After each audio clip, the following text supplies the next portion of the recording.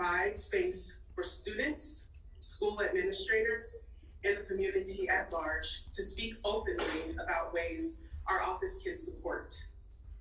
While we have been organizing this town hall for months, after Monday's tragic events, we realized we needed to provide a space for the First District to discuss school safety and youth violence as a whole. Last week, we met with students throughout the district for our Congress in Your Classroom initiative. This program allows students to draft a piece of legislation that will be filed in the House of Representatives. Our students chose the topic of youth violence prevention. And during the meeting, the Congresswoman asked if students felt safe in their schools. Some students admitted that they did not. Collectively, the students engaged with one another and discussed several tangible ways they believe administrators and elected officials could address safety concerns at their schools. Exactly 1 week later, our city would be the next to experience a school shooting. Our hearts go out to every single person affected by this tragedy. We want the community to know that our office is here in any way to support. With that being said, we want to use this moment as an opportunity to continue amplifying the voices of students while encouraging everyone in the community to lean in and listen. And don't just listen, but take action. The Congresswoman is very passionate about ensuring that students, administrators, and all staff throughout Missouri's First District feel safe at school. Our office is committed to providing resources and continues to stand in solidarity with everyone who is hurting at this time. Tonight, we want to ensure that everyone in the room feels safe and supported. We are not here to yell, lay blame, or disrespect our panelists, community members, and neighbors. We are coming together in love for our babies. Tonight is about finding solutions for our children. Tonight is about getting resources for our families. If you have other issues to discuss that do not pertain to school safety, we ask that you please call our office tomorrow. Out of respect for an entire community that is grieving tonight, if you attempt to disrupt this town hall, you will be respectfully escorted out. If at any time tonight you feel uncomfortable or need support, there are support services located outside of these doors ready to assist you. With the amount of questions we have received, there simply is not enough time tonight to address everyone. But if your question was not asked tonight, our office will follow up with you in the next week. We will also be emailing a comprehensive list of resource providers in the First District. I now have the honor of introducing a woman that is very special, not only in our office, but in the community. This is a woman I truly look up to.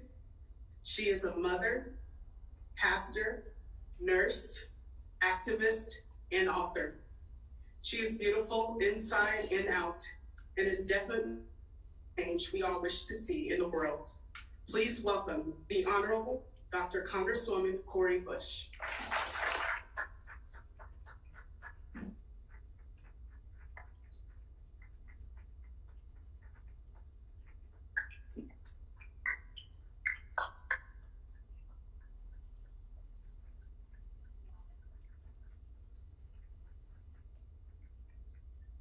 Appreciate that. You all know you can't start me off like that. You know, I will drop tears. I love you, Cori Bush. I love you, Cori Bush. I love you. That's why we're here. So first of all, I want to thank everyone for taking the time to be here. We have a lot to discuss and a lot to get through. And we want to, like Jamae said, we want to try to get through as much as we can because we want folks to feel heard, and we know folks have questions. Other folks are going to ask your question. So thank you, Jermaine, and hello, everyone. So I'd like to first take the time to acknowledge a few folks who are with us tonight. I would like to start with first the mother of Alexandria Bell. We stand with you as a community. If you want to be acknowledged, you can stand. If not, you can sit there. We're going to love on you in this space. There's Mom over there.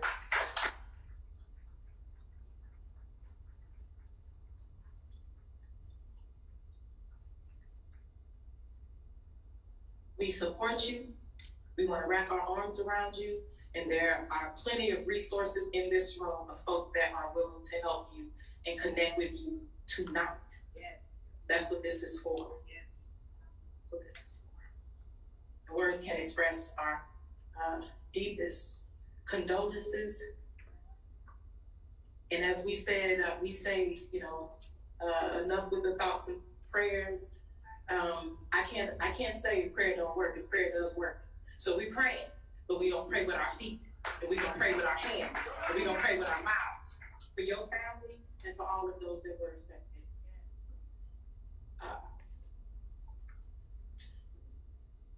First, I need to shout out and thank my staff. All of my staff, would you wave? You all have worked so hard to put this album together while simultaneously doing everything that needs to be done to show up for our community. I appreciate you. Staff was out there as soon as the shooting happened. Was out at the school, holding students, crying with community members. This is the staff. This is your team. I would also like to thank all of the local and state elected officials who are represented here tonight. If you are an elected official or an office representative, could you please stand?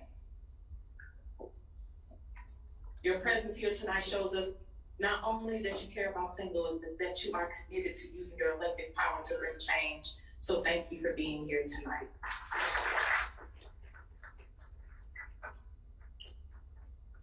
And for those that I have the names, I'm going to call some names. And the reason why I'm going to call some names, I know it'll prolong the time a little bit, but the thing is this: when we bring resources to the table, you need to know who those folks are that have the resources. It's not great. It's not good enough to bring folks in here and say there are resources in the room, and then folks don't know who those folks are. So if you're an elected official and I don't call your name, you can pass your name up, and I'll say it again. I'll say it a little later. We have Adam Lane, St. Louis City Treasurer. We have Heather Taylor, who's our Deputy Director of Public Safety. If I call you, just stand so people can see you. Angela Mosley, who is our Missouri State Senator. Carla May, Missouri State Senator. Earl Bush, City of Northwoods Alderman Ward 2. Dorothy North, City of Northwoods Alderwoman Ward 4. Sharon Pace, City of Northwoods Mayor, back there. Desiree Whitlock, Hazelwood School Board of Education. Doug Clemens, Missouri House of Representatives, back there. Brock Timmons, the Regional Communications Liaison for Governor Parson. So there's a representative from the governor's office. Dr. Marty Davis, St. Louis City Director of Health. And Shameen Clark Hubbard, St. Louis Alderwoman Ward 26. And we also have Ted Hoskins, City of Berkeley. And I've seen a few other folks back there. We have Brian Jackson in the back. You gonna stand up? And Peter Meredith, State Representative. Okay, if we have any more, you can flag me down. Okay. I would also like to give a special shout out to my good friend from New York City, who came all the way to St. Louis to show his support. This is Congressman Jamal Bowman.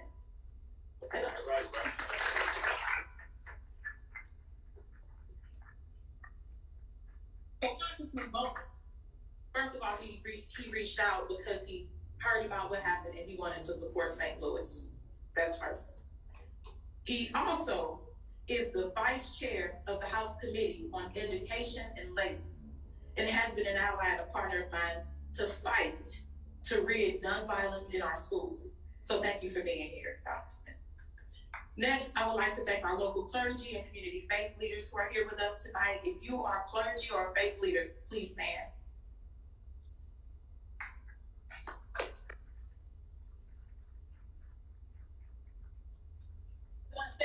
Please stay standing. Because I won't have your name. Continue to stand. Look around the room. See who the clergy, see who they are. This is interfaith. If you need to speak with someone from the clergy, remember those faces. They are in the room tonight. In times of darkness, when we often need faith the most, thank you for lending your support and your guidance. Typically, anytime that I have blessed you all with the opportunity to speak in front of my community, I always make sure to end by reminding people, you all know that your Congresswoman loves you. But this week, instead of ending my speech, ending this moment with that, I'm going to start off by reminding you that your Congresswoman loves you. In fact, love is the reason why we are all here today. And no, it's not, oh, that's fluffy and it doesn't really mean anything. Actually, it does. It is the reason why we are all hurting right now. And it is also why what we keep going through these dark times is also what sustains us. So in this spirit of eternal love, I would like for everyone to join me in a moment of silence for our dear Alexandria Bell, and for Miss Jean Custer, for all the students who were injured, and the entire Central Visual and Performing Arts High School and Collegiate School of Medicine and Biosciences community.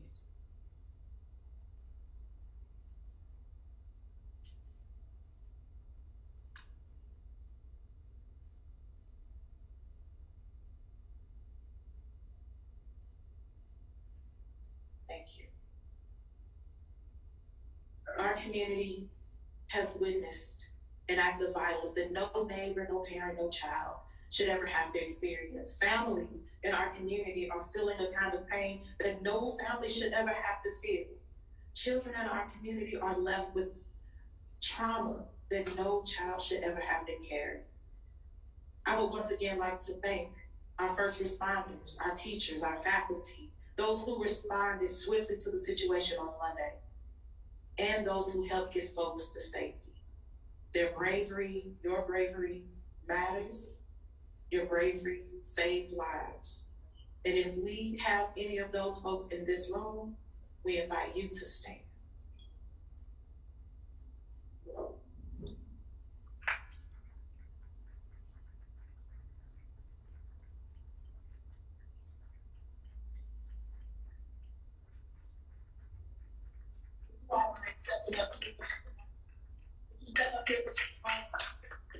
If you want to, you don't have to.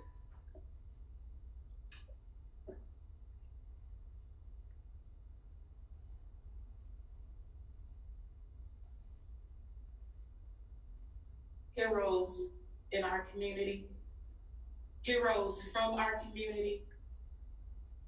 You don't know you're about to be a hero when you walk into that moment that makes you a hero. And we know that you didn't do it to be a hero, that you didn't set out for that.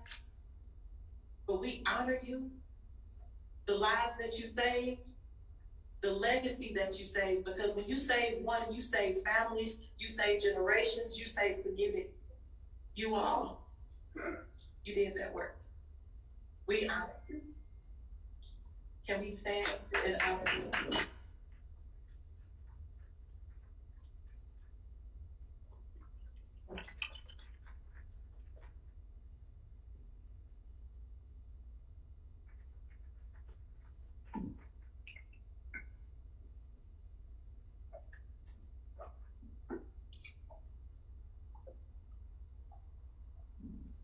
Now I would like to ask anyone who is a teacher, a school administrator or faculty, custodial worker in a school, cafeteria worker in a school, the librarian, If you are one of those people, if you work in any area of our school system, would you please stand?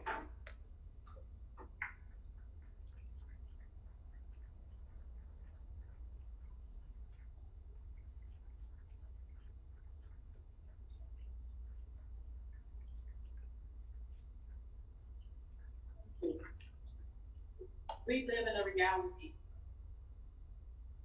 First, let me just say, each of you have made a commitment to teach and to love and to protect. And we honor you for that. Thank you for being the ones who keep our children safe, our students safe. Thank you for loving on our loved ones when we are not there. We live in this reality where so much, too much is asked of all of you. Too much is asked of you, and not enough is given in return. Yes. But know that all of us here, we appreciate you and we thank you for joining us today for this fight, in this fight for a better reality. And lastly, I ask that any student that is here in this room, if you feel comfortable,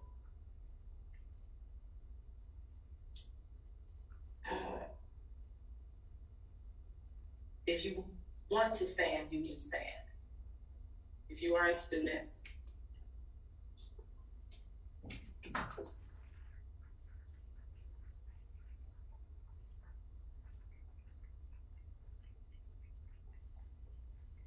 this is our commitment. This is where our commitment is. Our commitment is to you. Our commitment is to how you thrive.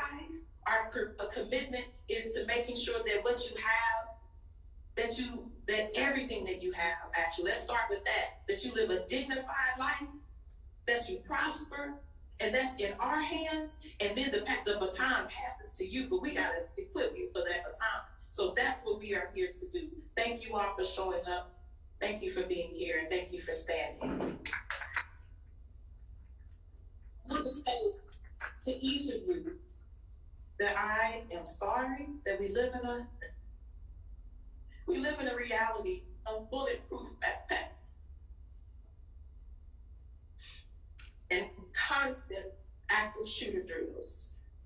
It is not fair, it is not right, but thank you for choosing to be here and choosing to fight in a new reality. Monday was truly a day that we hope, we pray never comes. What happened is unconscionable, it's unacceptable, it's unimaginable, but actually, it's not so unimaginable. It should be, but it's not. Our country, our society is undergoing a gun violence epidemic. We have already broken the record, you all, for the highest number of school shootings this year. And there are still months left in 2022. Right now, gun violence is the leading cause of death for children and teens. In Missouri, we have the 4th highest death rate from firearms per capita. When will enough be enough? It is time to end this violent cycle. It is time for action. It is time for change. I know we've been all working on this for such a long time, but what now? That's why I'm fighting relentlessly in Congress to introduce and advance gun reform policies that both protect and address the needs of our communities. Now, this past June, we know Congress did pass the Bipartisan Safer Communities Act earlier this year, which helped to close the dating partner loophole, and it invested millions in community violence intervention programs. This is a great step, it's an important step, but it's only the beginning. We need so much more. We need gun reform policies that are rooted in public health solutions, because after all, this is a public health crisis.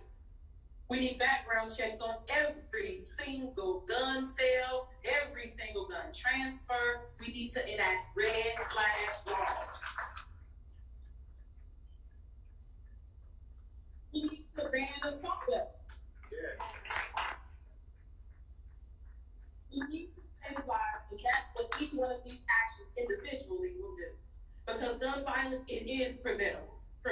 School shootings, they are preventable. We must be the ones willing to act. We must be willing to lead with peace. Lead with peace and lead with love. In fact, it is the love for my community, my love for all of y'all, that pushes me and allows me to be the best advocate that I can be here in St. Louis and in Congress for you and for your children. It is why I introduced the Helping Families Heal Act, along with Leslie McSpadden, Michael Brown's mother, in order to fund mental health resources for families, for communities, and students who have been traumatized by violence. It is why I introduced the People's Response Act, which would adopt a new approach to public safety that's rooted in public health. It's why just last month, Congressman Bowman and we sent a letter to the Department of Human Services. We sent this letter to the Department of Justice and to the Department of Education, asking them to conduct a review of gun violence prevention strategies in schools and establish a comprehensive plan to meet the holistic educational, health, and safety needs of our nation's students. And isn't it love that brings us all together to come and want to offer resources, but also show love to those in our community who are hurting? We are here because we love our community. We know St. Louis can be better, and we are the ones to make that happen. So thank you all for being here. So now we're going to open up our first panel. You're going to hear from two panels. One with our students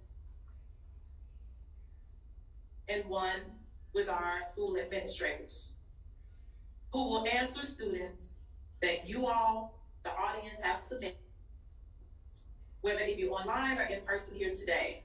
Of course, again, I want to gently remind folks that we only have 2 hours here tonight. We know we're going to have plenty of questions. We'll have enough questions to last us all night. We can't be here all night. So we'll get to as many as we can. But whatever we cannot get to, my office will respond to those questions. We will follow up with you during the coming weeks. Your questions will not go unanswered. I also want to remind everyone that the main focus of tonight's town hall is to discuss the urgent crisis of school safety and all that is encompassed in the need to achieve that. While I recognize that there are plenty of issues and problems in the world that also need to be addressed and that also are priorities, I feel that it is important, given the rawness of this community's latest tragedy, that tonight we need to focus on this issue. So if there are any other topics that you would like to discuss or unrelated questions you may have, please submit your questions in the back, or you can speak with a member of our staff. Wave your hand, staff.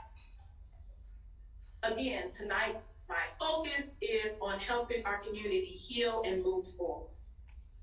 Lastly, I want to acknowledge that these difficult conversations, particularly in the wake of such tragic events, it might be difficult to deal with.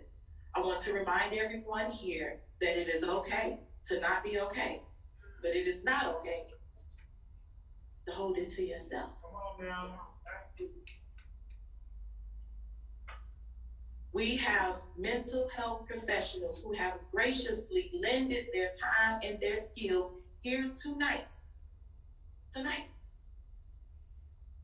to be here to share with you, who are able to help you today, tonight, at any time, if you are feeling that this is too much. If you need someone to talk to, you want someone to hold on to you during this difficult conversation, they are here. Could I ask that all of our mental health professionals here stand so that folks can see who you are?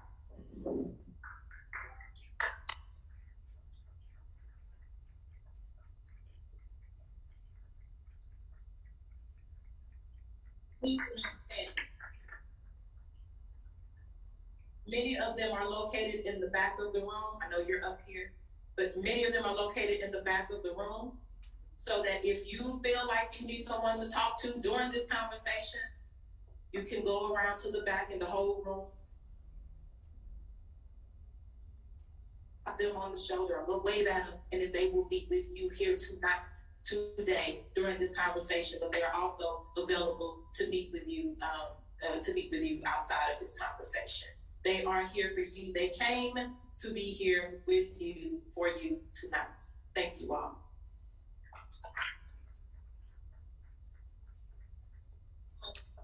And And one more thing, organizations. Where are our organizations? We have organizations in the room. I don't have everybody's name, but there are organizations that came ready to help with resources.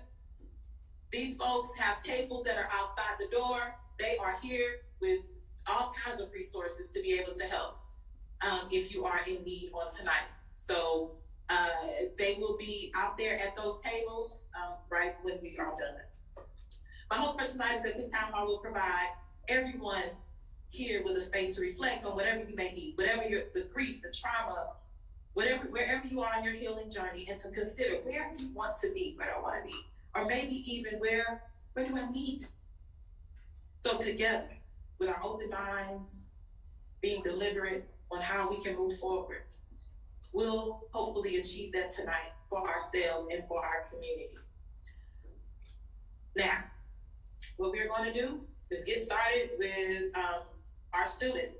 And we are going to have our students to introduce themselves, and not only our students, we have a few other amazing guests that are here to be able to speak with our students, but also that are in the same space. And we felt like this would be a great way to put everyone together. So I am going to open it up for our students to first be able to introduce themselves. Go ahead and start. Good evening. My name is Michael Simmons, and I am a senior at University City High School. Good evening. My name is Veronica Russell. I am a senior at Station Bishop Performing Arts High School.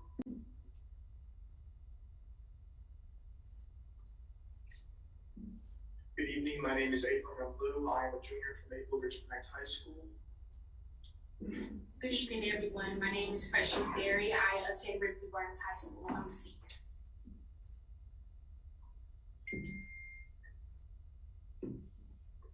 And now we will start with Chief Sharif. Chief Sharif.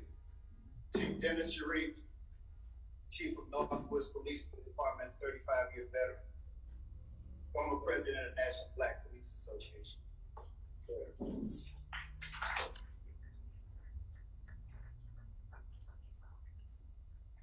Hello everyone, my name is Lena Chapman and I'm a licensed professional counselor, and I am excited to be here tonight to share about mental health.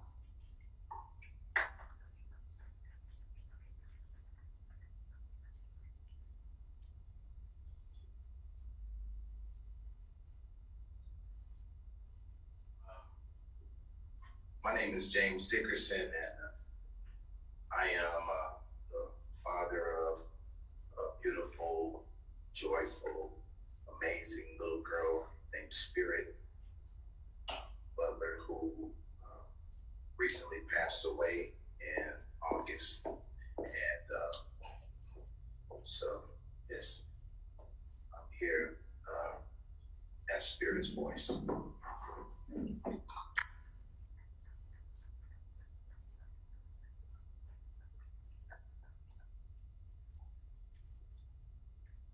This one. Hi, my name is Danielle Spradley. I am the Outreach Director for Congresswoman Bush, and I'm going to be reading your questions to our student panelists and our parents and our police chief.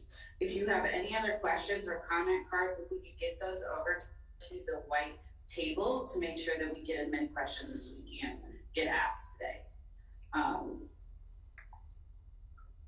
If I call your name, a lot of people did not put their last names, and some questions were left anonymously. But if I call your name and you would like to stand, please stand.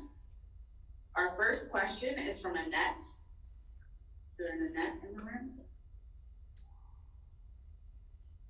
Okay. As a student, what efforts are in place to help you report the beginning stages of being bullied? Michael, we'll start with you.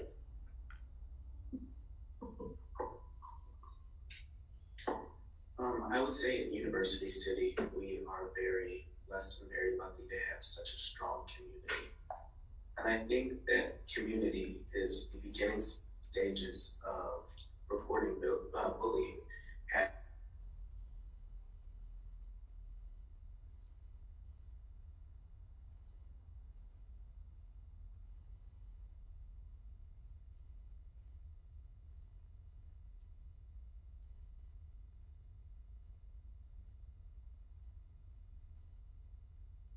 it would cause my school to get shot up. Bullying is a factor of mental health. However, it is not the reason behind the detriment of that man's mental health. To answer your question, we do have multiple resources in service at our school to be able to go to, like he said, trusted adults. However, those adults are not licensed in the way that we need. We need psychologists available. Now look at us not only as students, but also as mental health patients who have been through trauma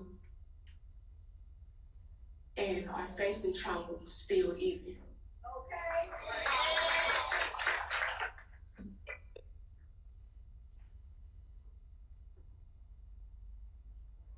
At Maple Ridge High School, we have counselors, as we mentioned, counselors, principals, to go to in a strong community at our school to help when it comes to the beginning stages of bullying. We also have different programs that are there to support students that feel comfortable to be able to talk to other students about bullying and things like that. So yeah, we do have that.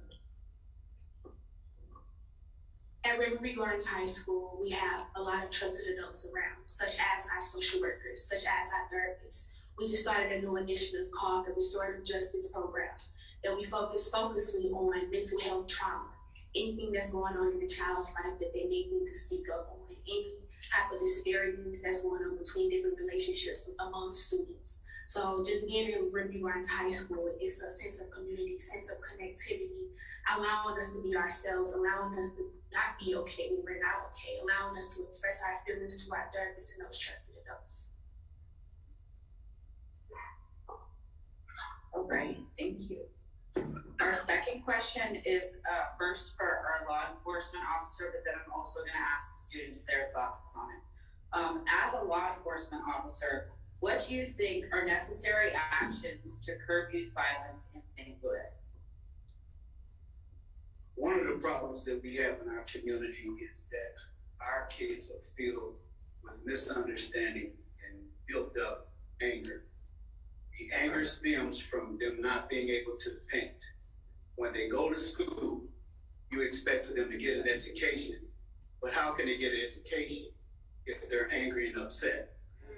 How can they get an education if a young girl that is home that has been raped and can't voice her opinion and don't have a venting system? How can a young man who doesn't have a father figure in his house vent when he's angry and his mother is angry at him for her father leaving, or vice versa? These kids need help with venting. I suggested when I was at, and I go to Normandy middle school and high school once a week to talk to the kids, they need an outlet. Before you begin to teach, you first of all need to let them vent.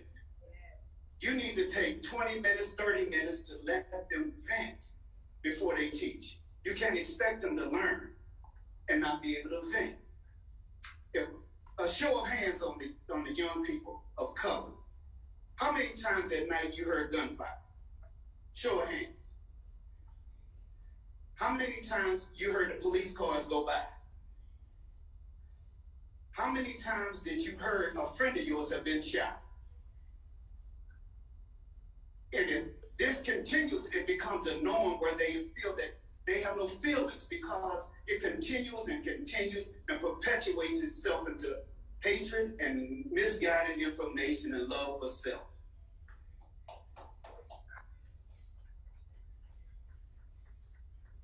Definitely, we got to do more than just talking. We can't talk about it. We have to be about it. Come on. In order for us to be about it, we can't sit on our hands and hope that somebody else fix the problems of the African American family.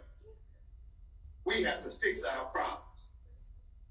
And parents have to be parents, and men of color have to be men of color and stand up and work with these kids and stop letting these kids tell you what to do. Yes. And you give them some guidance. I'm going to stop because I'm going through it. All right, and then we'll go ahead and go down the line and everybody. I feel that as people of color, we have this stigma on mental health. And I said that in a proportion that we can't speak out how we should speak out. It's that feeling that,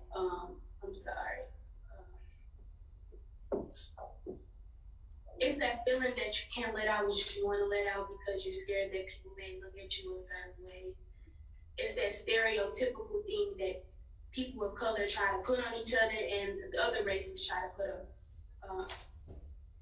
Even through health disparities, you have a lot of mental health trauma that as people of color may not get those resources, especially in St. Louis. St. Louis is segregated mentally and socially economically. We don't have those resources that should help us. So that's my opinion.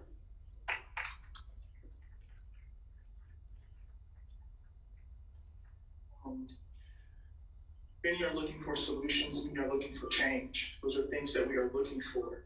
And something I want to mention is that we understand that our social workers, police departments are doing what they can to support. But something I always ask myself is, what can we do as teenagers to help and to contribute to our communities? Something that we started at MRH High School is called Leaders of Tomorrow. It's a youth organization to build and strengthen students to effectively impact our community. Next week, we are starting a program. We are starting a next course called Strategy Buildings, talking about mental health, talking about strategies on how to train our students to be aware of signs of bullying and how to constructively handle these situations. Like many have said, less talking and start moving. Less talking and start moving. As a parent, what do you think are necessary actions to curb youth violence in St. Louis? So, I have like a multi-tiered answer for that question, and because I've been here my whole life, and when I was a teenager, I was a part of the violence issue. And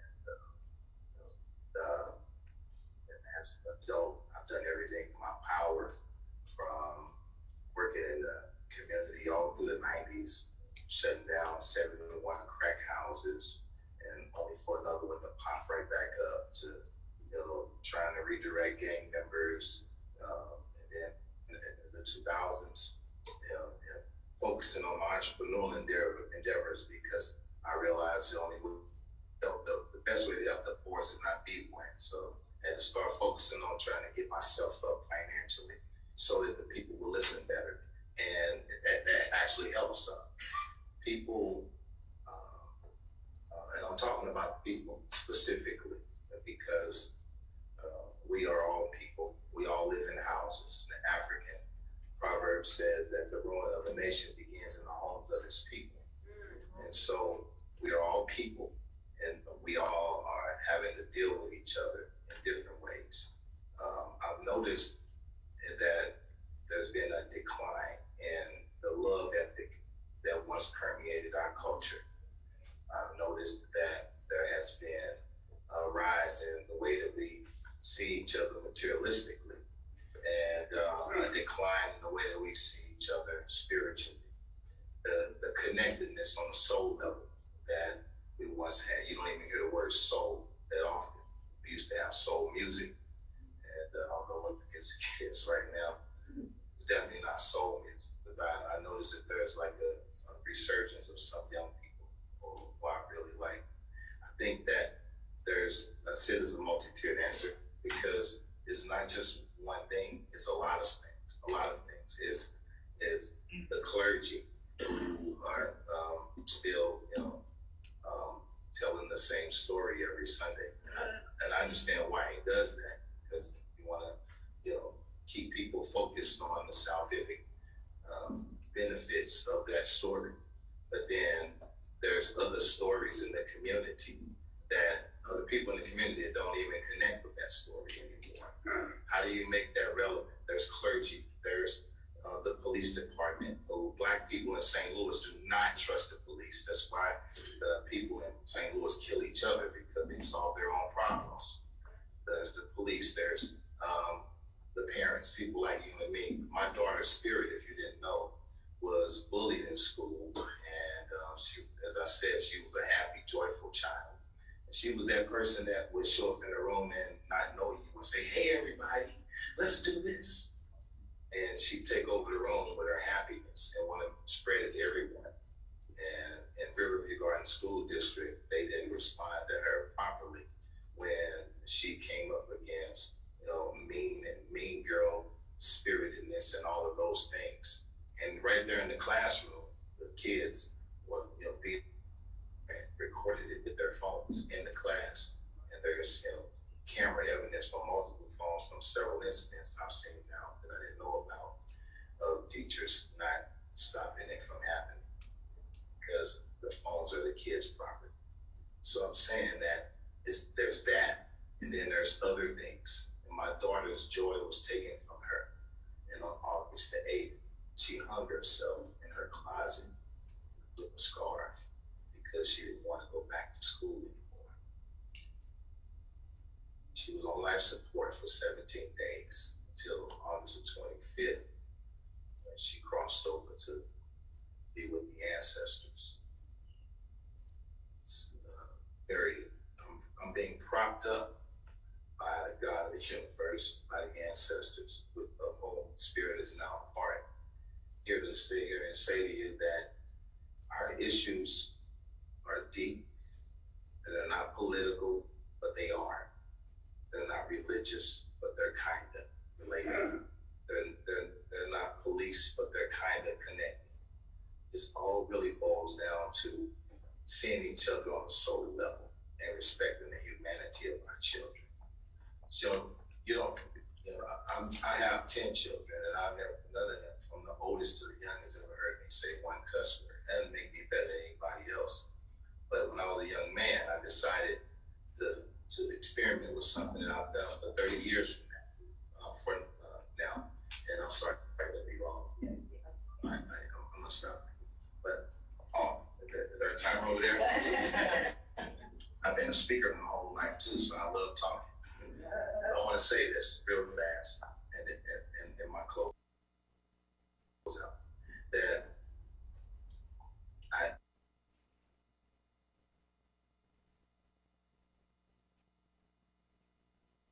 I've done an experiment for 30 years, only because I decided as a young father to respect the humanity of my children.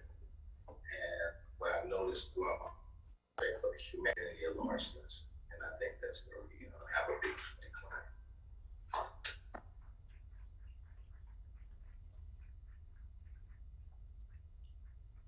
So did you want to take, or should we move on to some other? Okay.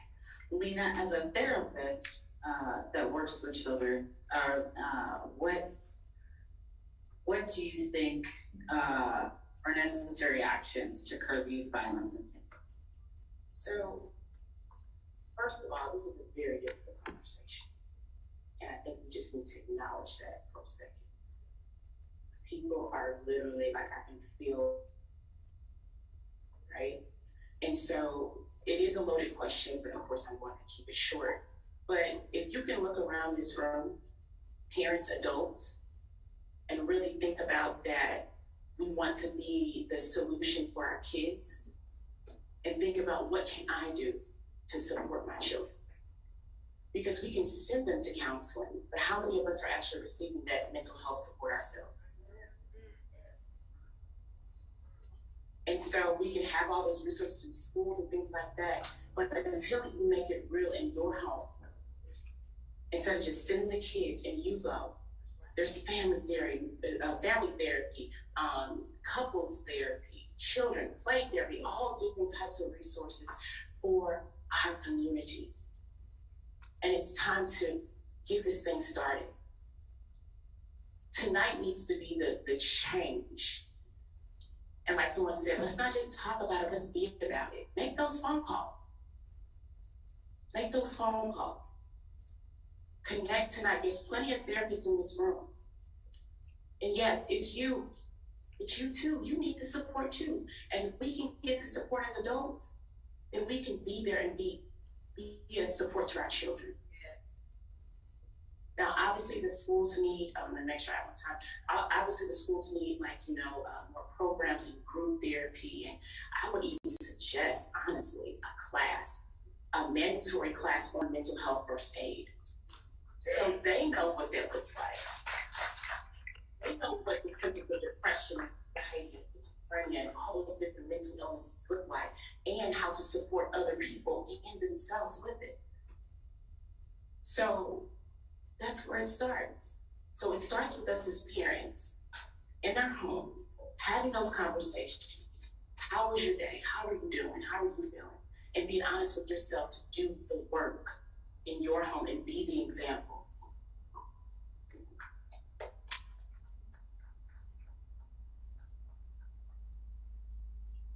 Circumstances, I would have been honored for an opportunity to sit at the same table as Ms. Cori Bush. However, in the situation, I only have feelings of a calm rage, which is the worst type of anger. Not only because I am a true victim of these tragedies, but because I am the voice that the city needs to make proper improvements for our safety. And the reason that I am featured on this panel is to reinstate my letter that I have forwarded to Ms. Cori Bush but have yet to receive a response.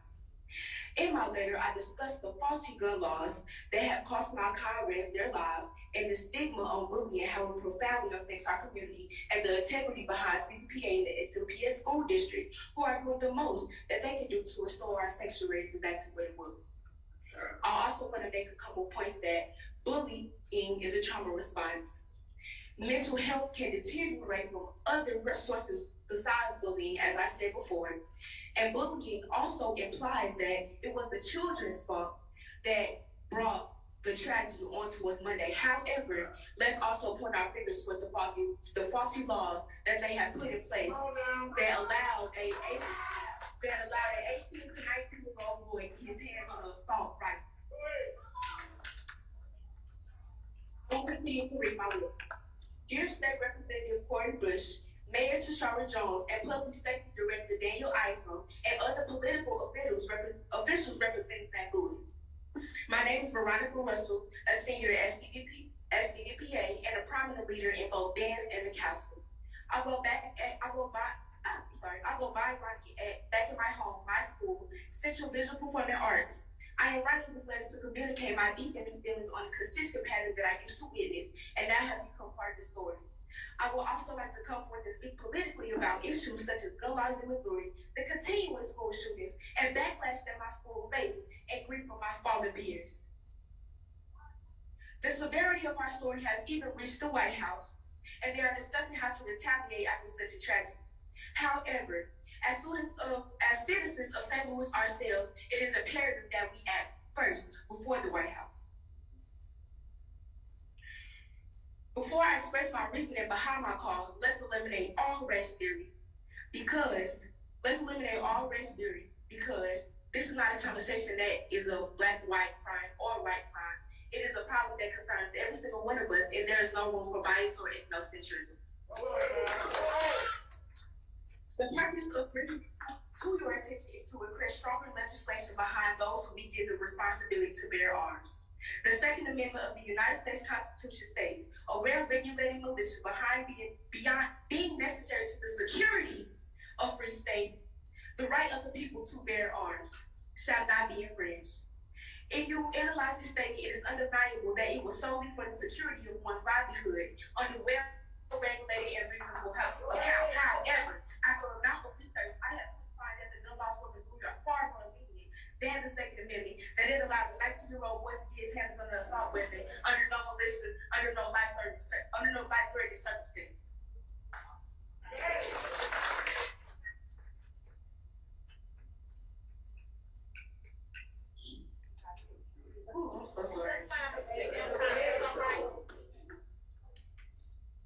After reading certain research, I compiled a message that said, these pieces of evidence illustrate the concept that, number one, Missouri desperately values their right to murderous weaponry and cares about those who wield them, even after ruthless casualties. It would be deceiving to yourself to say that this is the proper way to live. While I agree that certain fearsome occurrences do take place and believe that one man should have the liberty to protect what is most important to him, but ask yourselves, does a military-grade weapon used for wars equate to the local crime we face, and what exactly have we gained from the use of assault rifles? The death of innocent children, the death of animals, terrorist attacks, fear, and the higher murder rate left in news. Research says that the school does not investigate background before making gun sales, nor require a permit or proper training to kill. Because let's be honest, what are these weapons for? Yeah. If a soul must surround himself with weaponry and the possibility of death to make himself feel stronger, is he truly worthy of having such a responsibility? Due to this ignorance, St. Louis has now become a part of a tragedy that we had never thought we'd face. More importantly, a challenge that has gone on for far too long. Do you think that St. Louis deserves another stain on its history? The consistent pattern of school shootings is utterly infuriating. I began my letter by eliminating the race theory because this topic, Black people like us, have begun to believe this socioeconomic stereotype that there are only white terrorists who would do something so barbaric. Well, now that has come to an end, and that is why it's just so shocking. He was one of our own, not only a Black male, but a CPA alumni.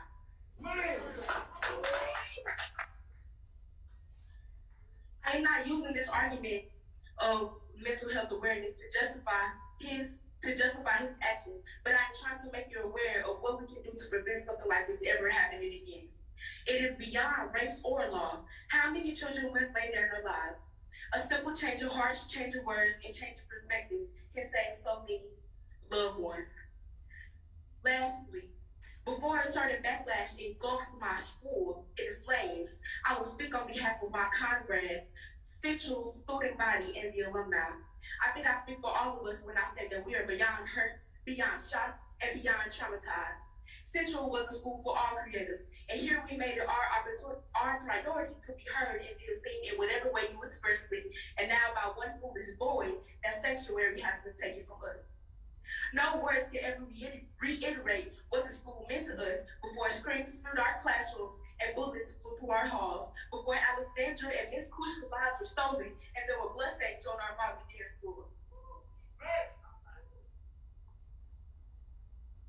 I always said that Central was the school of the future.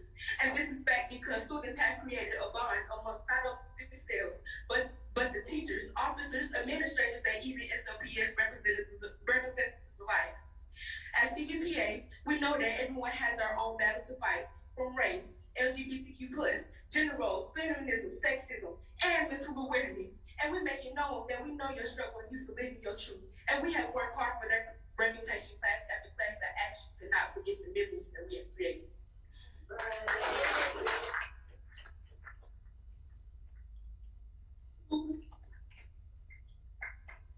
Through all the controversy, through social media posts, the controversy in the government artists, rumors and conspiracies, please spare my school and my principal. After approximately 170 years in the business of producing legends, we had never thought that one of our classmates would do something so terrible. It is hard for all of us to accept.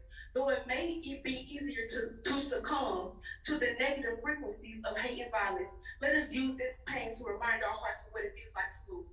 And let us use this weapon to progress forward to a newer, safer, and more loving future before it is too late. Before I conclude this letter, I am addressing an Instagram post that have recently surfaced. It has become a trend to commit senseless acts of violence against St. Louis public schools. We must do our best to prevent another Alexandria Bell, Jean Kushka, and another Orlando Harris.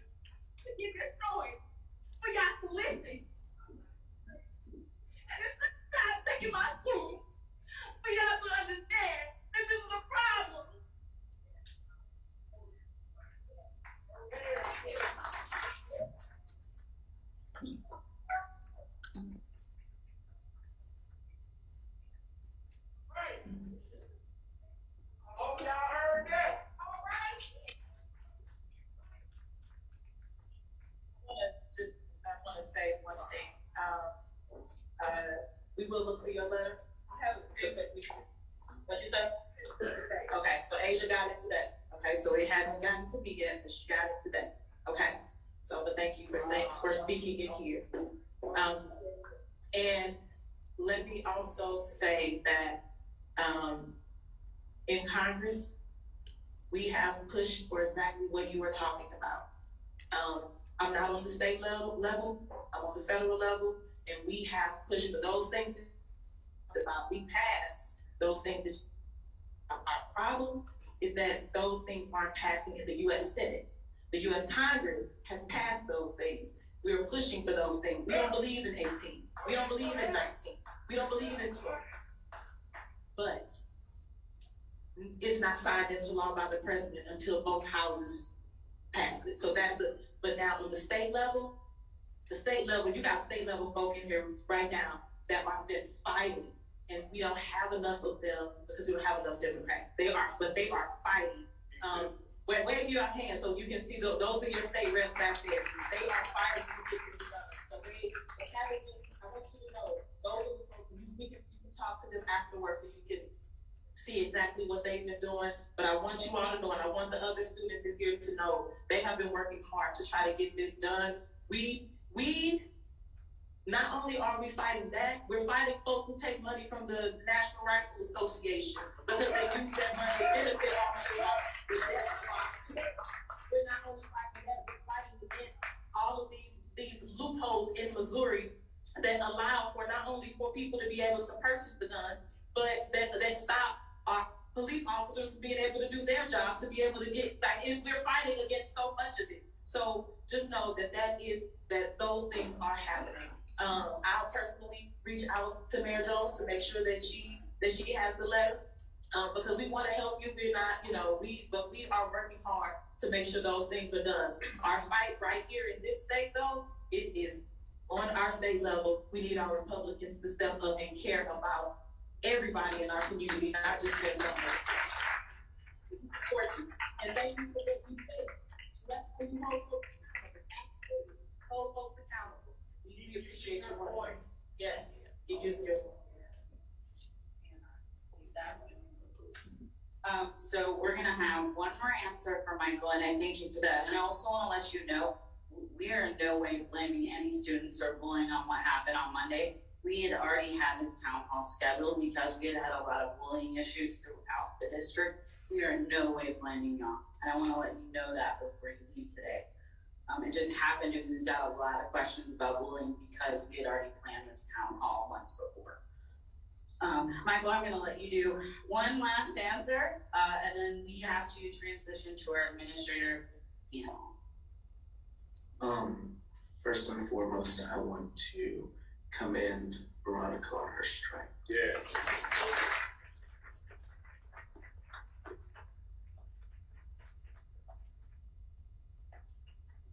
For being here, being a voice for your peers. Thank you for standing up and using your voice. It's truly inspirational. It reminded me of a verse that I heard on Sunday. Like many people, I turn to my faith in times of trouble. And it comes from Esther. And Mordecai said to Esther, "For if you remain silent, we will come to your people. But you and your family, you and your father's family will perish." I took that as, you can sit silent and think it'll change eventually, but at what cost? How many students are going to have to lay down their lives if you remain silent? How many teachers are going to have to lay down their lives if you remain silent? How much hurt is our community going to have to continue to go through if you remain silent? And Esther, her response was, "Okay, I'll go to the king. And if I perish, I perish." We need more people, and this isn't to answer the question. I believe that leading by example is the best way to lead. That's how we're going to see change. We need more students that are willing to say, "If I perish, but I will stand up."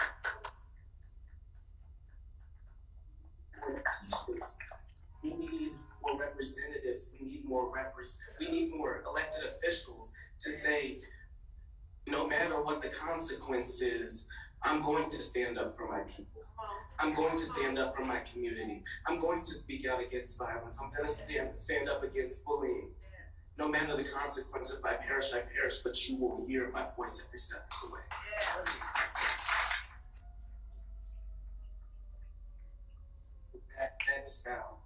That is how we can see a reduction in violence in young people, is by being the example and by elevating that example.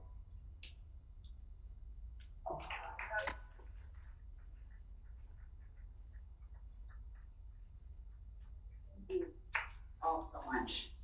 I can't thank you enough for all the answers you've given, for giving us your time, for giving us your hearts. We're going to go ahead and transfer to the school administrator's panel. And so please get everyone on stage.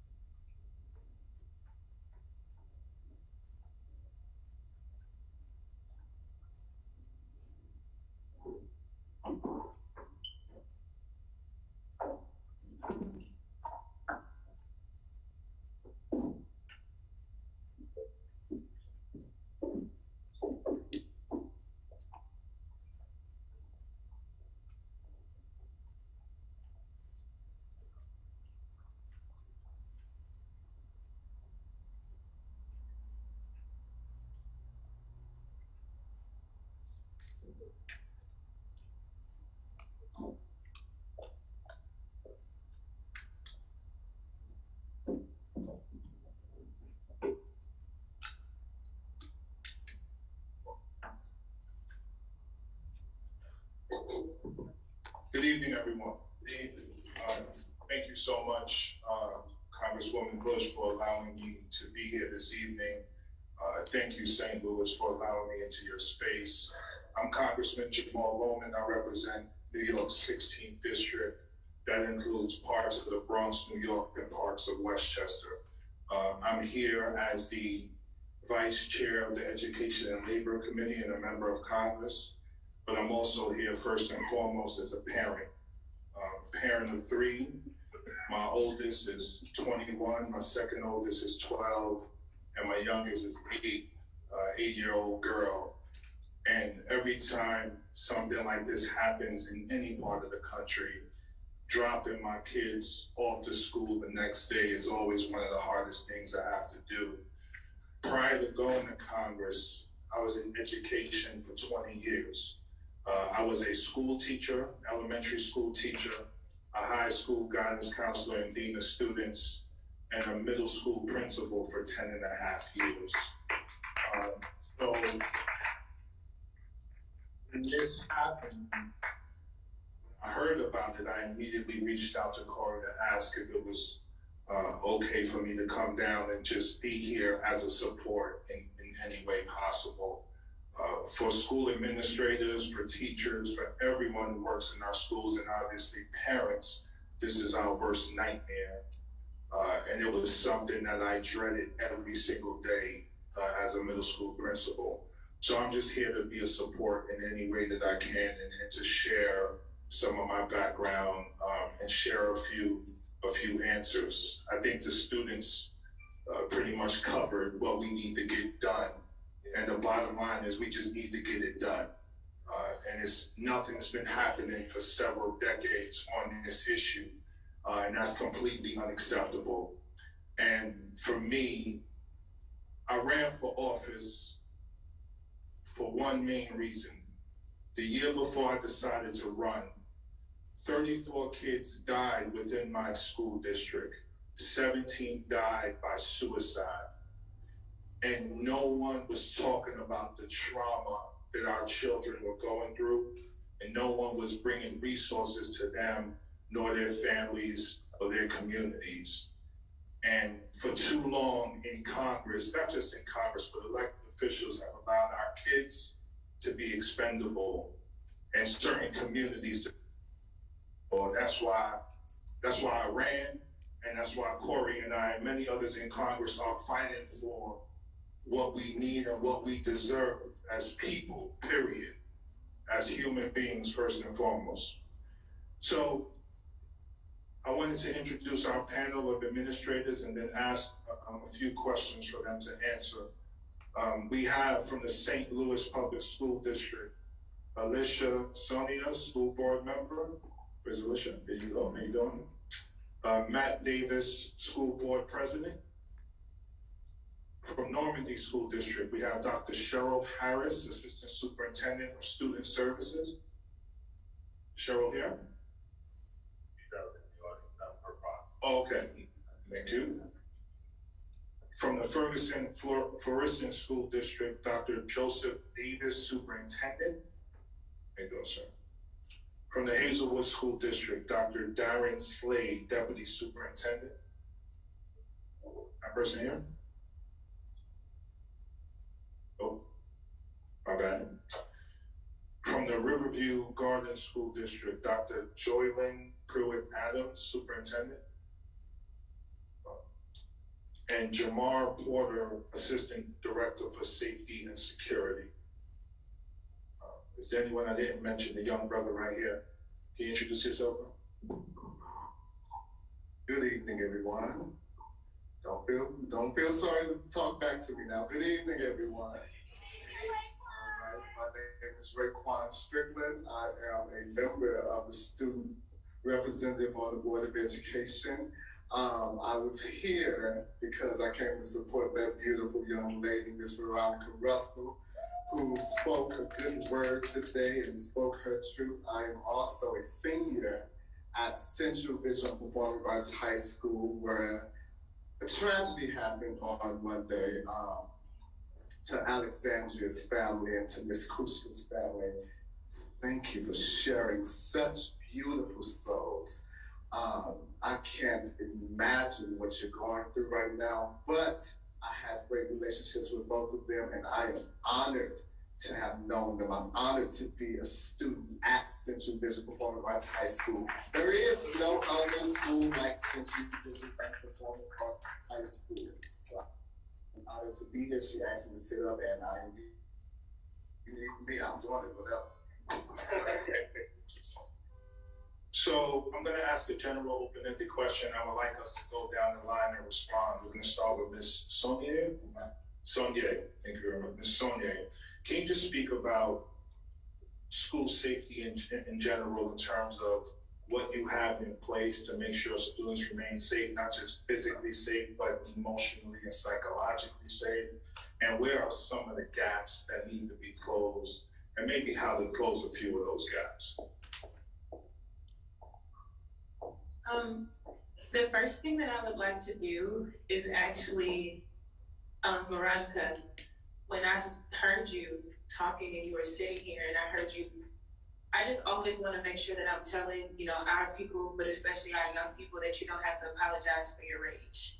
That is righteous, that you have every right to be angry, you have every right to speak up. And I just hope that you don't let, I'm sure there's a lot of cameras, there's a lot of media, we never know what they're going to do, but I just want you to know and to hear it from me especially, like, I ran for the Board of Education because I wanted us to be represented and I wanted us to be able to be our full selves, whatever that looks like at the moment.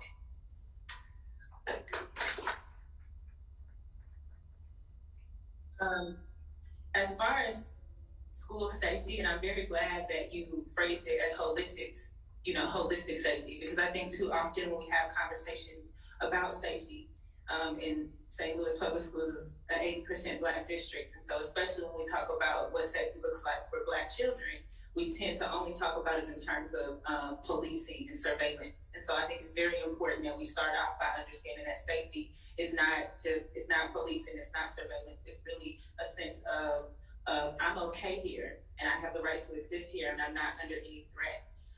As far as things that exist in the district,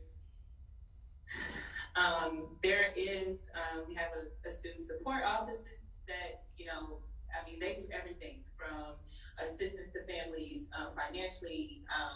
We have, counselors, we have nurses. We're trying to, get surveys out so that we're able to track when things going on. We have something that we just signed off on recently this year, where if something happens in the family, in the home, with the police department, we get notification. Again, not for the straight sake of surveilling or policing the child and the family, but so that we can know that this is what's going on and we can begin to initiate those supports that we have in place. In my opinion, what's missing with safety is, I think the concept of school safety is so unique because it is community safety. Like we can't get them to school, get them in the buildings and keep them safe if the community is not safe.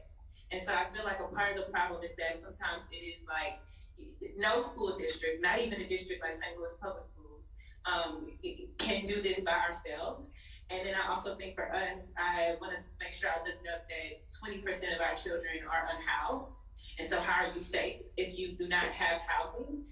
And so I think some of the gaps that exist are around holistic conversations around safety and not just policing people and surveillancing people, but putting resources in place and also, stable and affordable and consistent housing.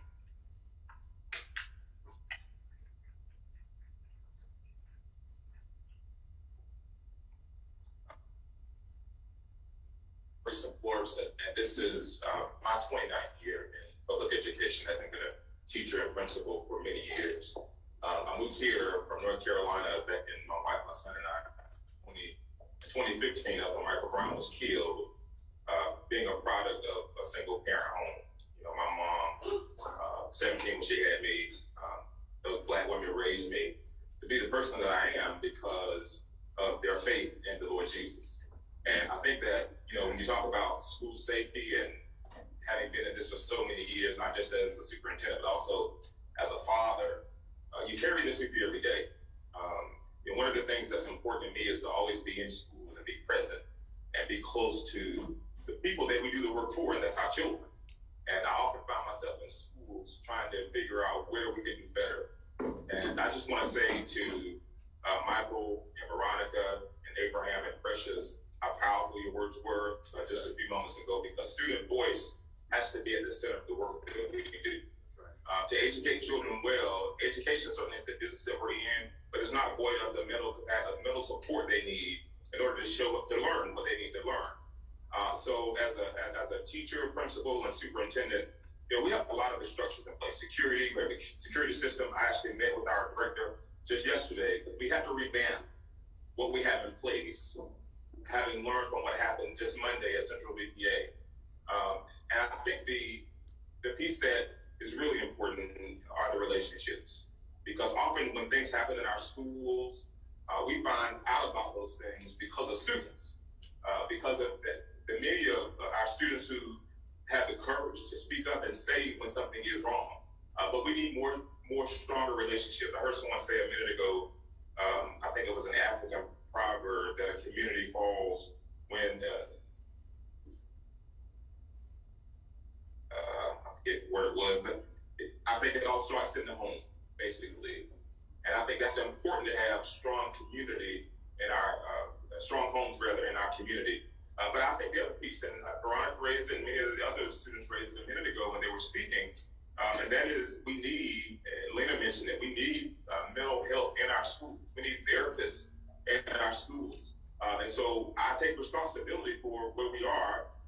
We do have, we work with a couple of agencies throughout St. Louis, but funding, I'm taking a new proposal to the board to add more therapists and add more social workers in our schools, because we have to have that support in front of our students. In larger, more affluent white communities, kids can go to AP Calculus, and then they can go the next period over to a therapist and sit and learn or be with a therapist for almost a class period before going back to class. And our kids have to get access to it when the resources are available. So funding is really important, not just at the state level, but the federal level. I think that the money we got from the stimulus packages that came as a result of COVID help, but those are finite, they end. So we're going to use those resources to the best of our ability to put more as seed money to put more therapists and social workers in our schools, so children can show up for math and ELA.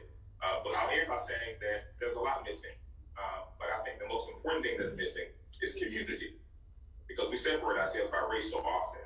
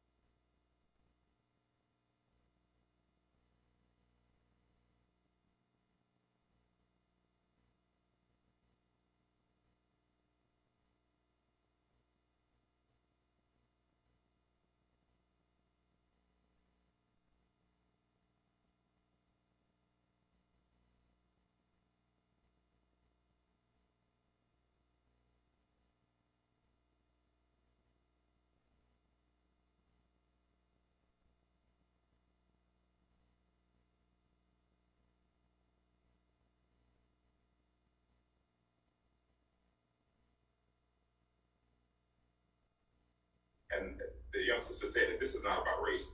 This is about. Superintendent gave another speech, a heartfelt plea to say that he is sick and tired of having to go to kids' homes and talk about gun violence because they've been shot. And at the end of his speech, he said, you know what? I've been making the same speech for 14 years. And I don't think anybody even cares. I was hopeless today.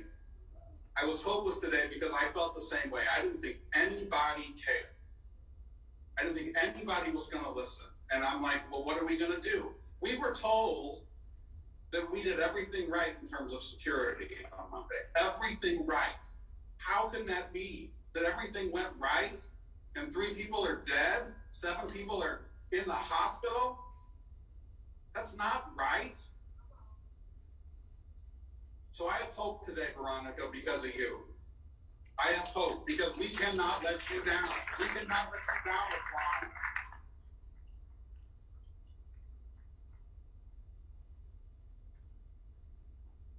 Good evening. I think one of the things that we have at Roofview that's special is our ability with our DSOs, our district safety officers, is to is relationships. Like Dr. Davis said, our DSOs know about stuff before it happens, and that kind of gets us in a position to prevent it from happening. Another thing that we have in place is we have 5 St. Louis County police officers that service at Road. We have 1 at the high school, 1 at each middle school, and 2 at local elementary schools. But our biggest piece is that relationship. And without relationships and student-like pressures, we wouldn't know, and we would constantly be caught off guard. But because of those relationships that our district established, or our DSOs established, we're able to prevent some things. But another thing we do offer is our district is big on restorative practice. And so now we're able to, instead of suspending a kid for 10 days, we're able to go get them to a restorative counselor. And the counselors, because what was happening is you get caught with drugs and you go home for 10 days and smoke some more drugs. And so now what we're doing is, why are you smoking these drugs?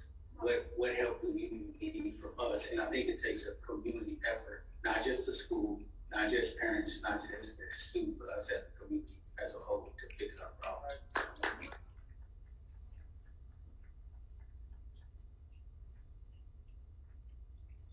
I heard Dr. Davis say how long he's been doing this work.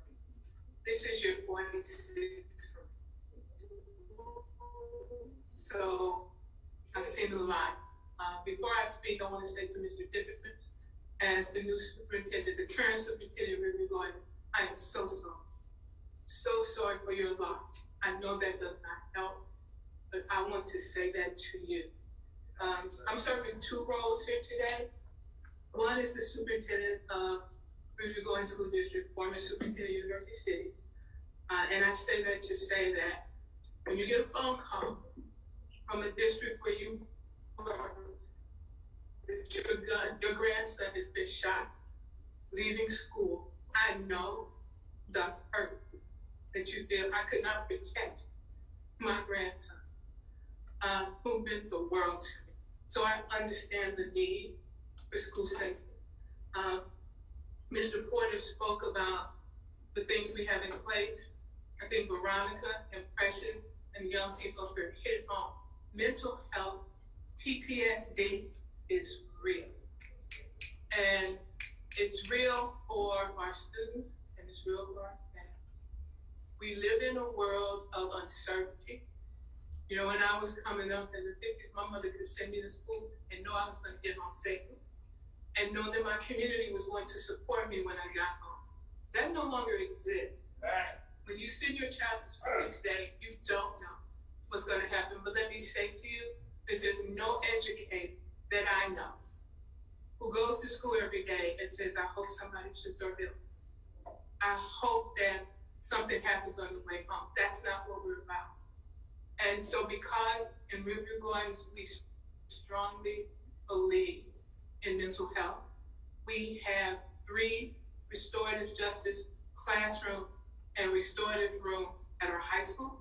We have 3 at both of our middle schools. And we have 9 people who that's their whole job, is to talk about restorative practices. We've done circles with parents, because we've had some parents who've come in wanting to fight children. We've had some parents who have come in saying they're going to shoot us and everybody else. And so it's not just a school district issue. It's a community-wide issue. We recently received, which is great for us, in the district, we recently received last week notice from Missouri Department of Elementary and Secondary Ed, a 5-year grant, $350,000 a year to solely focus on mental health. Mental health.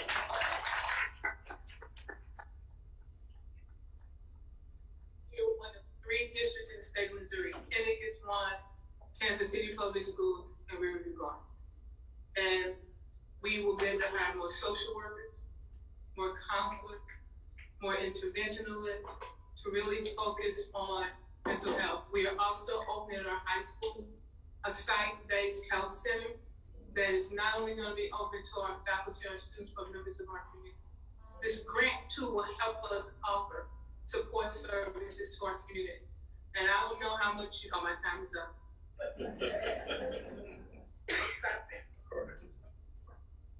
Good evening. My name is Norman Campbell, and and I am the Safety and Security Director for Columbia School District. Also a 28-year veteran of the police department and previous police chief. So I just want to say, first of all, Veronica,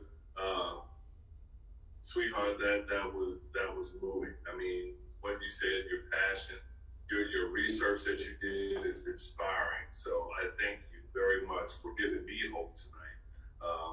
Because sometimes I leave work seeing what I see on a daily basis, and you have to take in mind that I was a police officer for 28 years, and I leave at school, and I'm depressed sometimes from what I see. So when I see a young lady like yourself, that gives me hope and gives me the inspiration to come back to work tomorrow. So some of the things that we have in place at Normandy, we have several mechanisms to help with safety and security. But Dr. Davis hit the nail on the head when he said relationships. It is all about relationships. And one of the great things about the Normandy School District is that we're generational there. We have a lot of families that have come through, grandparents, parents, and now their children are there. So we know these families very well. I'm a Normandy student myself. So a lot of things that we get from the students.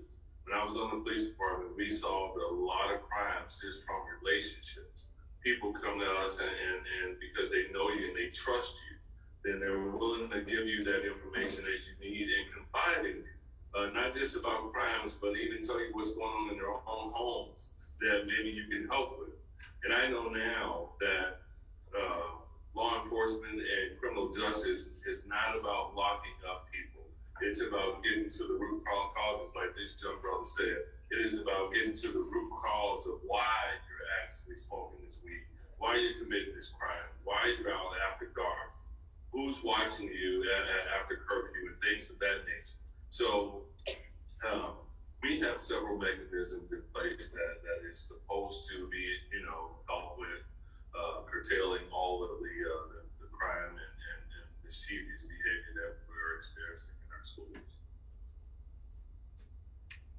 I just want to add one or two things. Our schools are underfunded. Our school districts are underfunded. Our communities are underfunded and under-resourced. This has been happening for decades. This is on purpose. These are policy decisions. These are policy decisions that start at the federal government. Congresswoman Bush and I work on the federal budget every year. And we see the money that goes to our military versus the money that goes to our schools. And a phenomenal poet once said, we have money for wars but can't feed the poor. So the federal government has the power of the purse to invest in trauma, to invest in communities, to invest in school districts, to invest in schools. The federal government historically has chosen not to do that. Your voice and the voice of everyone in this room and the organizing power of everyone in this room and across the state of Missouri has to be leveraged to move our colleagues in the direction they need to go to make sure the money comes where it needs to come. This is historical neglect by design. Where are the jobs? Where are the workforce development programs? Where are they? Where are the school psychologists trained in trauma-informed practices in our schools? Educators work miracles every day with limited resources.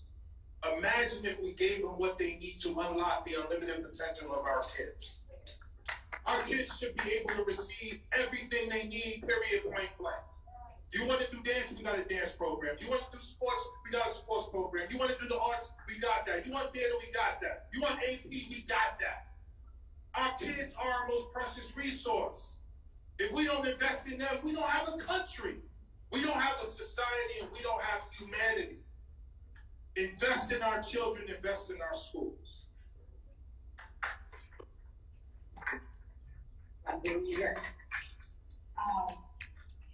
So I'm going to start off with a question. It was left anonymously, but I have seen this question over and over again. When I worked in state legislatures, I've seen this question. Why couldn't we give eligible teachers and staff guns? Okay, can I start with that? Please do. As a police officer, I've been trained to use that firearm. I know how to carry it in a uniform like Chief does, and I know how to carry it off duty. Firearms is not the answer to our problem.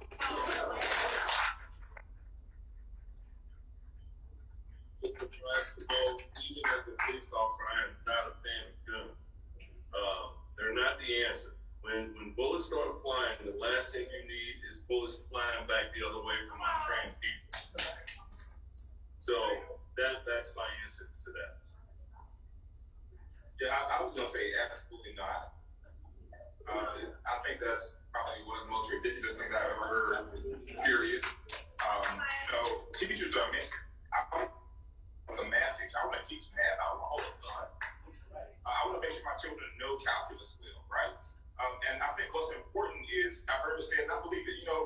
Guns don't kill people. People kill people. And what we have to have are supports for people to make sure that teachers can show up and do the work they do. Congressman, you nailed it when you said that the federal government has the power to change this. And we can write a check for $2 trillion and send money to every community in this country. You tell me we can't educate every child well? There's no reason for black children underperforming in the ways they do. There's nothing wrong with black children's heads. What's wrong is the dream that we don't put in our schools. And I get so upset when I think about how we have a divided system. And I'm glad that both of you are here because you are closer to the decision makers. We've got to fund public education so teachers get paid well, so teachers get the support that they need, so they can show up to have the best relationship they can have with students. There was nothing more rewarding for me as a teacher than to see my children grow when I was teaching them math, right? Because I knew they knew it. I know math, they're going to know it when I'm done. And give me the room to do that. And I think that's what has to happen. Put a gun in a teacher's hand. That is a recipe for disaster. And I want to say it loud and clear so that we don't even think about going down that road to do that. Let me add, I can say this with assurance that if that came across the desk for Congressman Bowman or for me, not only will we oppose it, but we will fight like heck against it. There is absolutely no way that we will support that. And I say this, if we cannot make sure that our teachers are paid a livable wage, or even better than a livable wage because of the work that they're doing, if we won't even do that, if we won't make sure that teachers are able to, that they don't have to take time off to work on their curriculum, that they don't have to take the time that they're supposed to be with their family to do the work, and working part-time jobs and all of this, and then we have the nerve, folks have the nerve to say to give them a gun to protect. Their job is not to protect, to make sure those teachers put themselves in harm's way. The other day, we thank them for saving our babies, but that's not their job. They didn't sign up to be the shield, nor did they sign up to be the protector in that way. They're protecting the mind. They're making sure the information is going in well and that it's received in a comprehensive way. That's the job. And I think about it, and I'll finish here.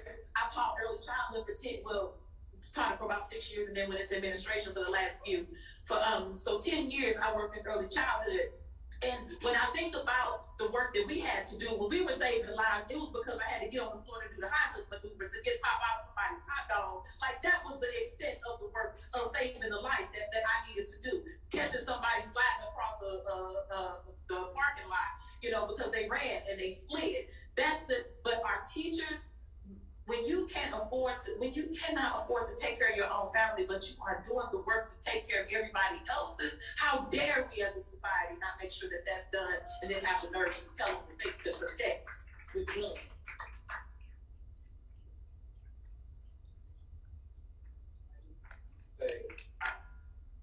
This question has come up.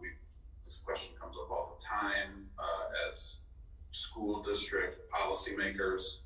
we look to the experts. I've never heard a law enforcement official say that that was even remotely a good idea.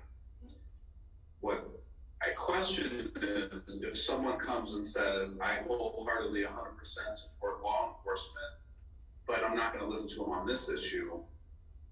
Look at the hypocrisy there. I mean, I am so grateful for our St. Louis Metropolitan Police Department and their response on Monday. It was unflinching, it was heroic, and we knew they'd do that for us because we've been practicing with them, and we followed those instructions. So it's important in this to listen to the experts. We need to rely on them.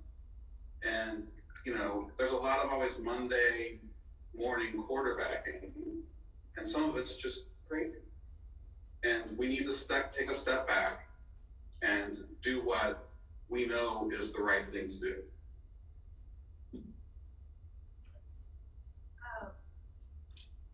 I think, you know, we're having a conversation right now because of guns. And one of the things that I have seen since Monday, I do not understand how you're going to take the problem and try to sell it as a solution. I really, really wish that as a society and as a world, we could get to a place where we recognize that violence is not the answer. Like, you think that we're gonna tell kids, you know, hey, stay safe, stay away from guns, don't do this, and then they're gonna walk into their school buildings and see their educators. That wasn't the case on Monday, but for so many kids, this is where I get my meal, this is where my safe place where I can express myself, and you think that they deserve to walk into their school buildings and to see their educator with a gun, and we're trying to have conversations about trauma. That's traumatizing for the teacher, that's traumatizing for the kid. That's an extremely dangerous mentality. We really have to get to a place as a world and a society that we see that guns are the problem and not the solution. The solution is some of the preventive measures and the things that we're talking about. But I really don't want to hear, and I know that I don't know the space that question came from, but it's a dangerous question because it totally ignored. Like, if you're hearing gunshots every night, you think you want to walk into your school building and you seeing people walking around carrying guns? I don't even need the full time. We just really have to get away from this mindset. And when it comes to children, it comes to safety, get back to a place where we're thinking about how can we love the children more? How can we support them more? How can we give them more resources? Guns are not that.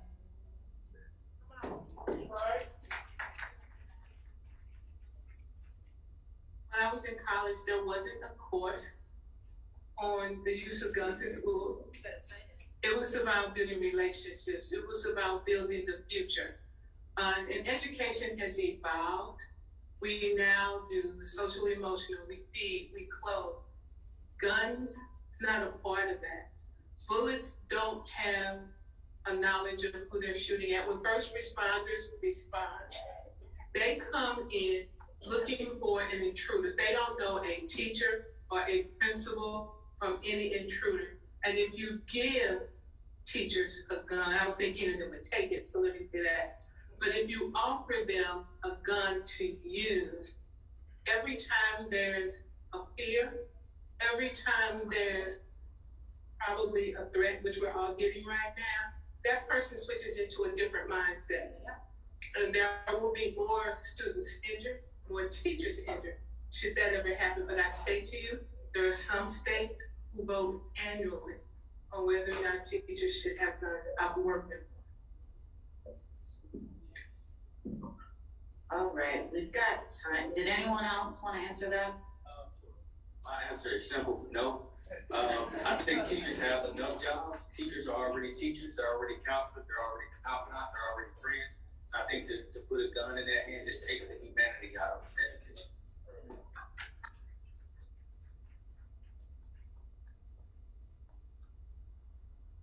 All right, so we have one more question. Or have time for about one more question, but we do get to make our answers pretty short on this one because we're running a little late. Youth violence. What is it that the kids can do to express themselves? Everything costs: gym, skating, basketball. There are more twerk fests and expressions of art. You get more support for sports. More support for sports, to being smarter, good decision makers, what do we do to allow our kids to get a safe place to express themselves physically and emotionally? That's what Central was.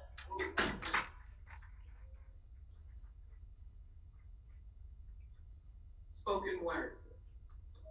Spoken word is an opportunity for students who normally don't speak out, who are introverts, who are hurting, to have the opportunity to have their voice heard, to take the mask off and shed some of what they've been holding inside. We don't have enough of that spirit. There's poetry slams. I'm a strong proponent that every school should have a spoken word class where kids can just go in and be who they are, be accepted for who they are, and be allowed to put it all out there on the table, the profanity, all of it, and not be criticized or judged. We have to unleash the hurt at some point in time. Absolutely. And I want to follow that up with, how do we support getting these kind of creative expression programs in the schools? If anybody else wants to take this question. I definitely was about to say what Veronica said. That's exactly what Central was. Parents and family, I am asking that this is a little bit of faith in me. Train up a child in the way that he should go, and when he grows, he will not depart from it. I believe that it takes a village to raise one. And I believe that in today's time, we're losing community, we're losing unity, we're losing the family, we're losing the love within our communities. And because of that, we have a brokenness in our schools. We have a brokenness in our children.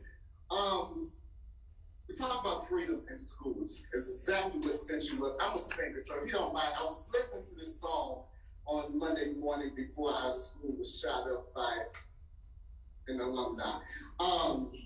This song says, I'm in his safety, dwell in his safety, the safety of the Lord. Nothing can stop me, nothing can show up block me. The safety of the Lord. And if you believe that you're in the safety of the Lord, and I don't mean to start talking about religion, but if you believe that you're in the safety of the Lord, then you know that he's a protector. Then you know that he's a divine healer. Then you know that he's a restorer. And I believe that when you know that God is the true and living God, who sits high and looks low, and he reigns on the just as well as the unjust, and he is the provider who he is Jehovah Jireh, Jehovah Nissi, Jehovah Rapha. He is omnipotent, he is omniscient. I don't mean to be a pastor only, but that's just the truth. When you are free and know that God is still alive, that he's not dead, then you know that you are in the safety of the Lord.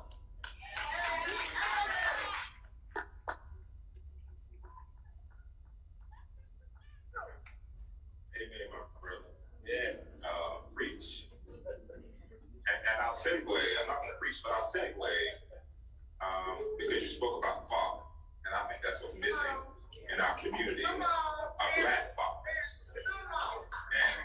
And Black men have to step up and take responsibility for our Black children, especially our Black boys. You know, I've heard it said so many times about how Black boys are always the pants hanging down and having these issues. And I go back to my brother DeMar's, what he said a minute ago. Ask the question, why? Like, why do children show up this way? And being, you know, a young Black man growing up without my dad, it was traumatic all my life. And I vowed that I would be there for my son 100% of the time, and I have been. And let me tell you that boys need their fathers, and men do too. And we gotta raise up a community where our Black men in particular take responsibility for our community. And when you speak about father, I think about how important it is. We started after President Obama left office, he left MDK as a part of his legacy. And we have my brother's keeper and my sister's keeper initiative going on in Ferguson, Florissant. And we have to bring people from the community into our schools to build community. So you asked the question about youth violence and giving them a safe space. I think we have to ask the question why. they show up in the way that they do by giving them the support that they need at home. And I think men have to take that responsibility first.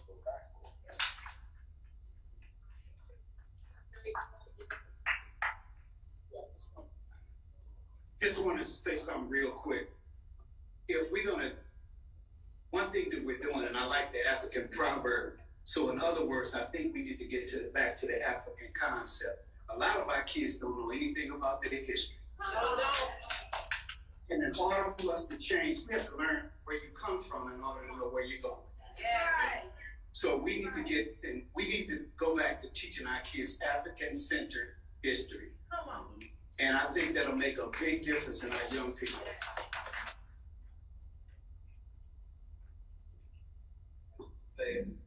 We've talked a lot about how important it is to listen to the students. Them and listen, and I think we've seen some examples of how important that is and how powerful it can be. I was gonna echo Matt. I know the question was about safety, but I think, and I experience it all the time, and I'm not even 18, I just turned 27 last week, but sometimes we want young people in the room, but we just want them to be seen and not heard. And so I think that one of the things, the reason why I asked Raekwon to come up here and sit next to me, the reason why I always, I think as a board, the reason why we decided to have student representation is, you know, proximity to power is not power. And you can't teach kids to be quiet, to keep your thoughts to yourself. You can't police their tones, tell them what emotions they can experience, and then be surprised when you get certain outbursts, or when you get nothing, when you get silent. If you want them to be at the table, they have to be at the table. They need to really be not just present, but in positions of power. And we also know, you know, talking about expression, too often in households, we hear what happens in this house stays in this house. And then we get surprised when they're not talking to the therapist, or when they're not talking to the teacher, or when they don't want to give their opinions of what's going on, but we're training them to be quiet. And then we wonder why they have outbursts and where the anger comes. So for me, one of the things that I always try to do, and I think all of us as individuals, if you are in a room, if you are in a space, and you notice that there's a person who is young, do what you can to go to them. Raekwon, how you doing today? How was your experience today? You want to tag along with me to this meeting? Do you want to come up here with me and sit on the stage? Let me know when you want to talk. I will give you the mic. You need to do whatever you can to be empowering people to come after you. Because like Cori was saying earlier, there's going to be no one to pass the baton to. Some of us, I know we don't like to talk about some of us, safeguard power. Some of us want to be the only voice present, and we can't do that. We can't continue that. We see that on the state level, what they do to us, but sometimes in our communities, we do that to each other, and we especially do it to people who are young.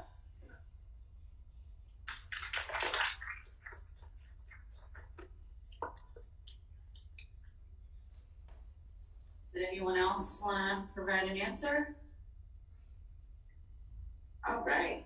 Well, that concludes our administrator panel. We want to thank all of you so much.